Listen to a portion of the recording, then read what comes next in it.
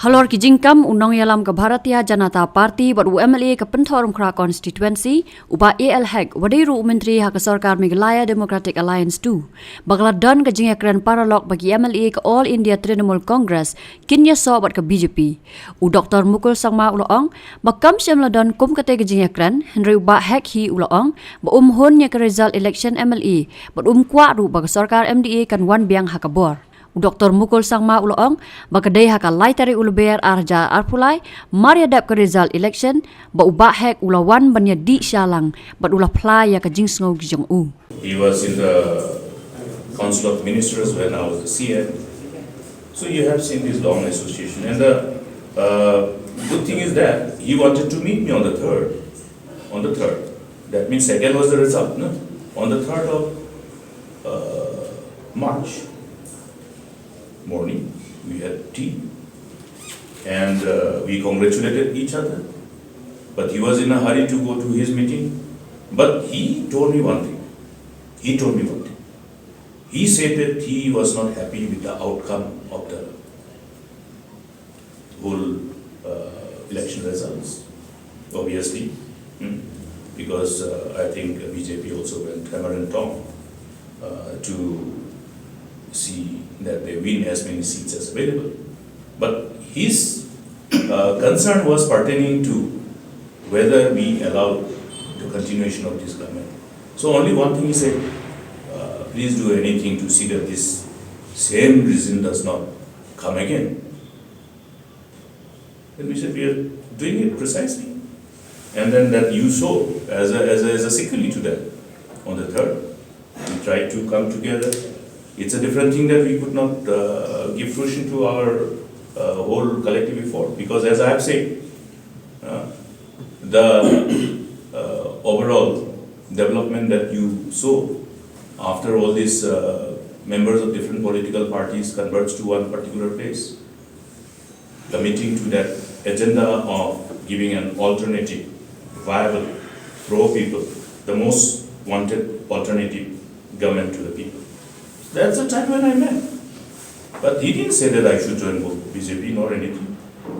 He only said that please do something to see that this government doesn't come back. Yes, we all agree. Even now I say that this government should go. In fact, even now, all these political parties. But the thing is that you are seeing the desperate attempt of the people who are in the present dispensation, in authority, desperately trying to remain in power. Why do I say this? You have seen recently merger of two members belonging to one regional parties. What does it indicate? You have to be analytical and find out the background. What are those factors which have compelled these two MLAs to ultimately decide to merge with this NPP? So I think you have all the answers. The answer is that the present dispensation who are in the government are desperately trying to ensure that they remain in power because they have reasons to be worried if they are not in power. Now you have to draw your own conclusion. Why I am saying this?